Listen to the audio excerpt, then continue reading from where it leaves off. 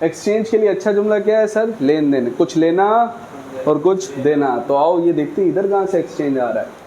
तो law of heat exchange का मतलब है दोस्तों क्या एक्सचेंज होगा? हीट एक्सचेंज होगा। तो दोस्तों लेट्स सपोज हमारे पास एक रॉड है,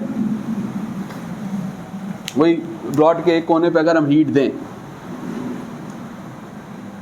तो यहाँ पे हीट का असर ज़्यादा दिखेगा, टेम्परेचर यहाँ पे ज़्यादा होगा। जहाँ टेम्परेचर ज़्यादा, कौन सी बॉडी? या हॉट प्लेस कह दो, ठीक है। और यहाँ पर मैं हीट दे रहा हूँ, यहाँ पे हम हीट नहीं दे रहे, तो जहाँ हीट नहीं दे रहे वहाँ टेम्परेचर कम, कौन सा पार्ट या कौन सी प्लेस? कोल्ड बॉडी हो जाएगी, कोल्ड प्लेस हो जाएगा, ठीक है। दोस्तों अब नोट करेंगे, अगर मैं इस हिस्से पे हीट देता रहूँ तो हम देखेंगे हीट आहिस्ता आहिस्ता ये वाला हिस्सा भी गर्म होता जाएगा। अभी हम क्वांटिटी की ज़बान में देख रहे हैं दोस्तों कि हीट फ्लो कर रही है एक हॉट प्लेस से कहाँ? दूसरे कोल्ड प्लेस में ना। हीट फ्लो कर रही है हॉट बॉडी से कहाँ सर? कोल्ड बॉडी की तरफ, ठीक है। तो हीट हमेशा खुद ब खुद फ्लो करती है, कहाँ से कहाँ? खुद ब खुद के लिए साइंटिफिक टर्मिनोलॉजी इस्तेमाल होती है दोस्तों स्पॉन्टेनियसली हमेशा कुदरत का नियम है, कानून फितरत है दोस्तों। चीज़ हमेशा फ्लो करती है ज़्यादा एनर्जी वाली जगह से कहाँ? कम एनर्जी वाली जगह पे। चीज़ खुद ब खुद क्या करती है भाई? फ्लो करती है कहाँ? ज़्यादा एनर्जी वाली जगह से। अगर आपसे पूछा जाए कि ये अगर ग्राउंड है और ये ग्राउंड से ऊपर की जगह, कहाँ पोटेंशियल एनर्जी ज़्यादा? यहाँ पे एनर्जी क्या है? ज़्यादा। और यहाँ पे एनर्जी, तो चीज़ खुद, यानी यहाँ पे ज़्यादा यहाँ पे कम, यानी चीज़ खुद ब खुद फ्लो करती है कहाँ से कहाँ? ज़्यादा एनर्जी वाली जगह से कम एनर्जी वाली जगह पे चीज़ खुद ब खुद क्या करती है सर? और अगर इसी ऑब्जेक्ट को अगर हम लेके जाना चाहते हैं कहाँ से कहाँ? कम एनर्जी वाली जगह से, तो खुद ब खुद नहीं जाएगा, हमें इस पे क्या देनी पड़ेगी। कितनी प्यारी बात है, कितना इंपॉर्टेंट लॉ है, आगे जाके आप पढ़ोगे, फिलहाल मुझे भी नहीं पता है। खैर सादी सी बात है दोस्तों, खुद ब खुद स्पॉन्टेनियसली हीट का फ्लो होता है कहाँ से कहाँ? हॉट बॉडी से कोल्ड बॉडी, ठीक है, सही। अब मिसाल के तौर पे फॉर एग्जांपल एक बर्तन है, उसके अंदर पानी मौजूद है और पानी को कुछ ना कुछ हीट भी हमने दी है, पानी को हमने कुछ ना कुछ क्या दी है? हीट भी दी है, ठीक है।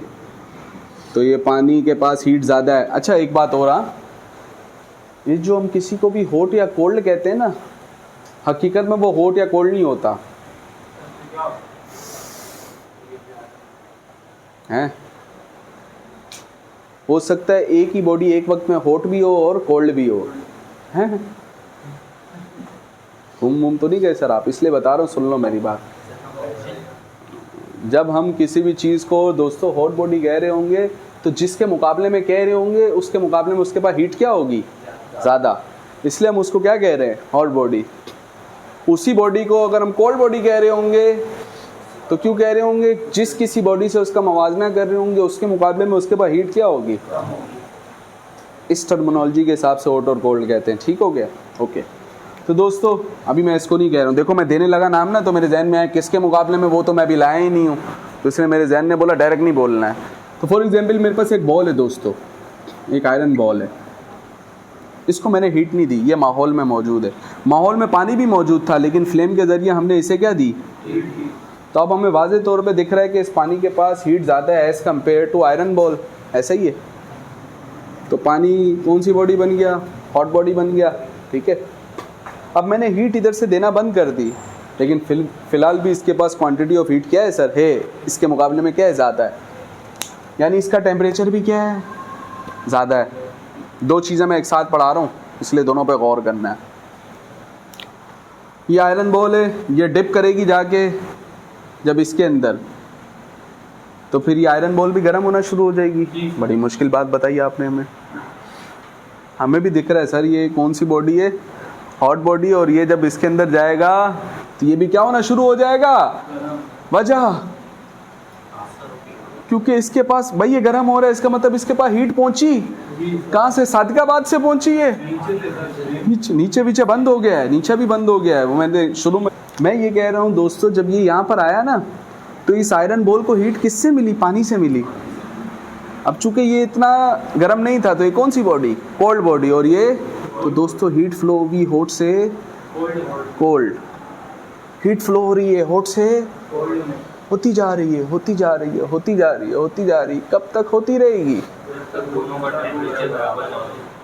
जब तक ये हॉट बॉडी है। पहला जवाब, जब तक ये हॉट बॉडी है और जब तक ये कोल्ड बॉडी है तब तक ऐसा होता रहेगा। ये क्यों हॉट बॉडी थी? क्योंकि इसका टेम्परेचर ज़्यादा था। ये क्यों कोल्ड बॉडी थी?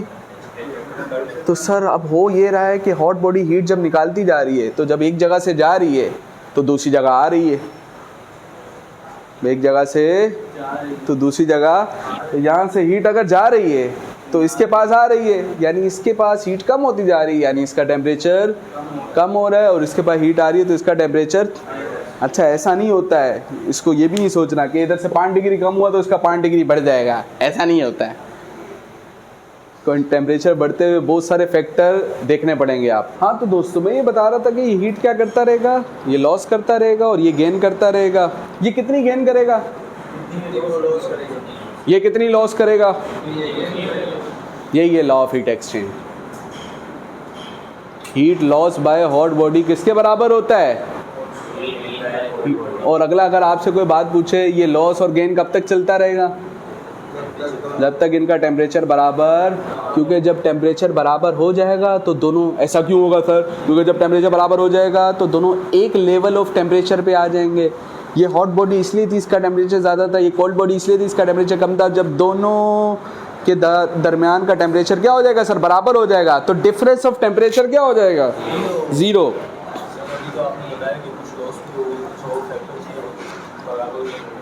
मैंने टेम्परेचर बढ़ने के लिए कहा था, मैं बता रहा हूँ, मैंने बोला ना तो मैं बता रहा हूँ, सुन। अब देखो आपने यहाँ से ये पानी क्या कर रहा है? हीट को लॉस करेगा और ये बॉल क्या करेगा? हीट को गेन करेगा। अब पानी को टेम्परेचर बढ़ाने के लिए हीट क्या देनी थी? मैंने बताया था स्पेसिफिक हीट ज़्यादा है। ये आयरन की बॉल है, इसकी स्पेसिफिक हीट थी 500, ठीक है। और वो जो 1 डिग्री बढ़ाने के लिए कितने का? 1 किलोग्राम का पानी को कितनी हीट देनी थी? 4200। 1 किलो पानी को, कितने को? 1 किलो पानी को। और इसका 1 डिग्री बढ़ाने के लिए 500 जूल की हीट देनी है, कितने को? 1 किलो को। तो अगर आप मास ज़्यादा ले आओगे और 500 हीट दोगे तो क्या, अगर पूरा समुंदर ले आए हो, उसको पानी का पूरा समुंदर ले आए हो और उसको 4200 हीट दी तो पूरे समुंदर का 1 डिग्री बढ़ जाएगा। अगर कितना लोगे? 1 किलो लोगे तो, यानी टेम्परेचर बढ़ते हुए कौन सा फैक्टर भी देखना पड़ेगा? मास का फैक्टर मायने रखता है और साथ ही स्पेसिफिक हीट का फैक्टर भी क्या रखता है। इसलिए मैंने ये कहा कि इसकी जितनी कमी होगी लाजमी नहीं है इसमें उतना बढ़े। ऐसा कब लाजमी होगा? चलो और फिर करते हैं मोहब्बत।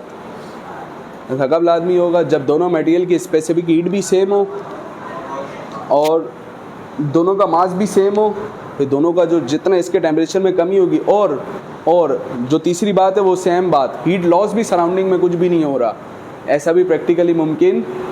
तीनों फैक्टर होंगे तो फिर जो इतना ये टेम्परेचर इसका लॉस होगा उतने इसका टेम्परेचर। कोई भी नहीं पूछ रहा भाई इतना करने की ज़रूरत क्या है। पहले लिखो ना law of heat exchange. Heat loss by hot body ideally equals to heat gain by cold body. दोस्तों जब टेम्परेचर बराबर हो जाएगा तो फिर हीट का फ्लो नहीं होगा, क्योंकि दोनों का टेम्परेचर जब एक जैसा है तो ना कोई हॉट बॉडी और ना कोई। दोस्तों एक तवाज़ुन कायम हो गया। क्या कायम हो गया सर? हाँ, तवाज़ुन के लिए अच्छा वर्ड था फिजिक्स में, first physics chapter number 5। Equilibrium कायम हो गया। दोस्तों यहाँ पर भी इक्विलिब्रियम कायम हुआ, लेकिन हीट वाला इक्विलिब्रियम, इसलिए इसको प्यार से कहते हैं थर्मल इक्विलिब्रियम। तो centre heading thermal equilibrium, side heading definition. The heat always flows from hot body to cold body until, कब तक? Until temperature of both the bodies becomes equal to each other.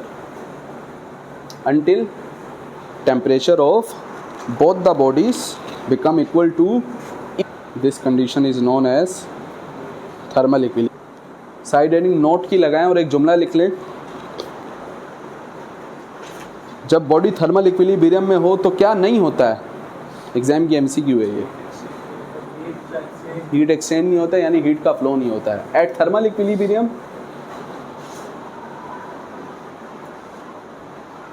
There is no flow of heat.